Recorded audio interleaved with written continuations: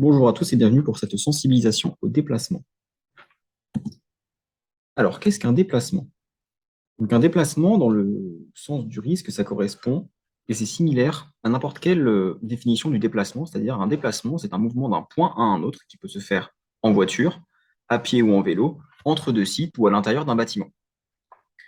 Les déplacements, ils représentent des risques, donc ça peut être une collision avec un matériel, un accident piéton ou routier, une chute par exemple, etc.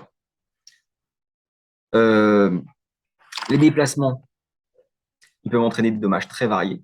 Donc ça peut être bénin, hein, vraiment, comme une glissade sans conséquence, mais ça peut aller jusqu'à un accident de la route mortel. Lors des déplacements, le salarié peut être exposé à une posture de travail parfois inadaptée, inadéquate, à des vibrations, à un bruit constant, etc. Donc aujourd'hui, on fait une petite sensibilisation sur les déplacements parce que beaucoup d'accidents en entreprise ils ont lieu à cause de chutes durant des déplacements.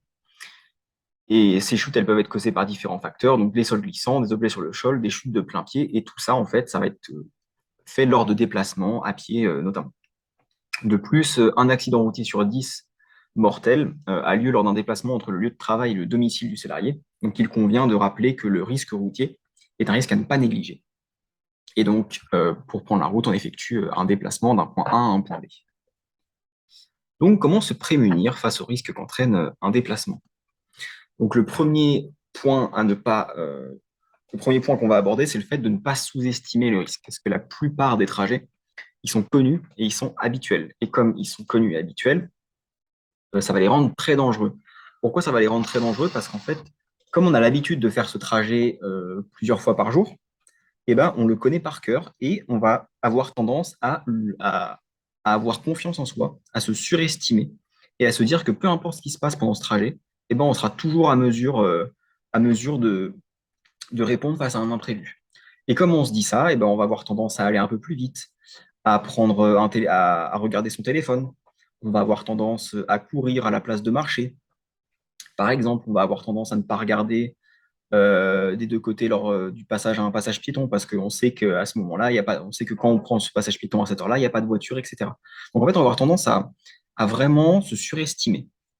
Et ça, c'est pas bon parce que du coup, bah, on ne voit plus le risque. Quand on se surestime, on ne voit plus le risque. Donc vraiment, le point à prendre en compte, il faut toujours rester alerte, même lors des trajets connus et souvent empruntés.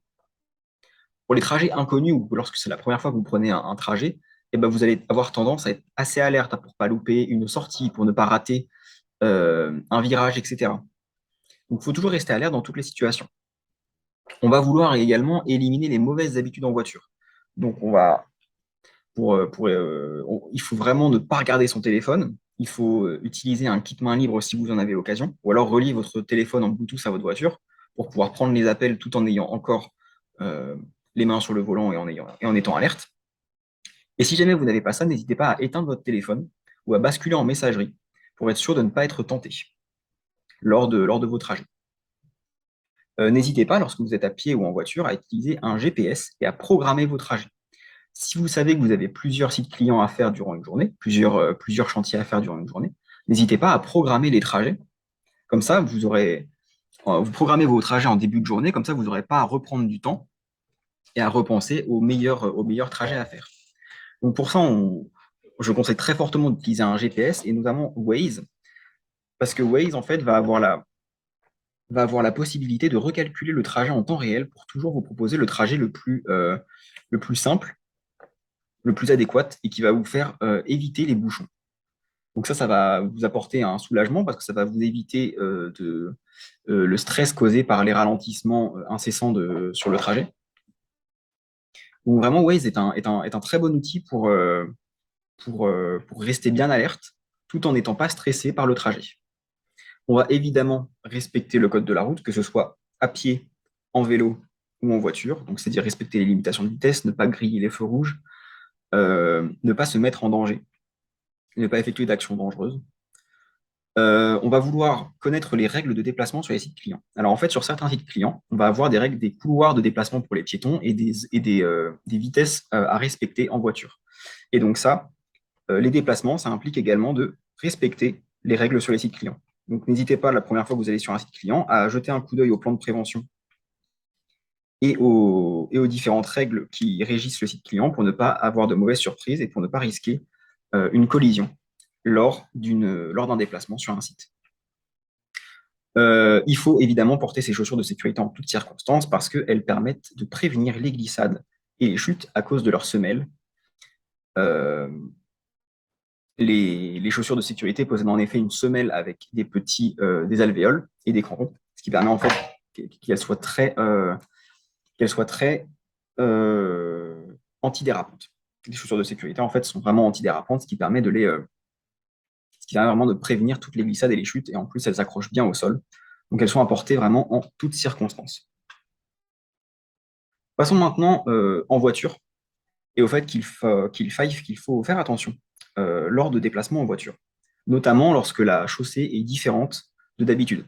On a l'habitude notamment de conduire sur route sèche, mais lorsqu'il pleut beaucoup, lorsque la route est enneigée, et même lorsqu'il y a des trous dans la chaussée, cela présente évidemment des dangers qui peuvent vous faire perdre le contrôle de votre véhicule.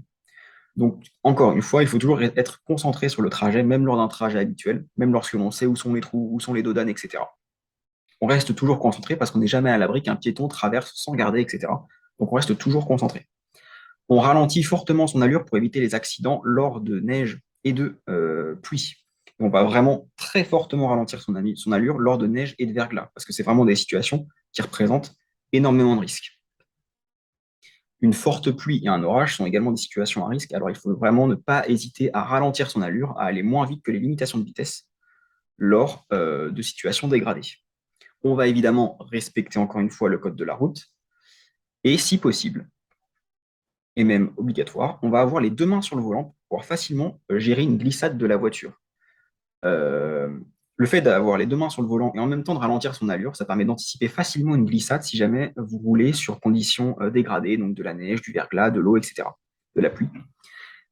Et en fait, vous allez facilement pouvoir redresser votre voiture lorsque celle-ci glisse.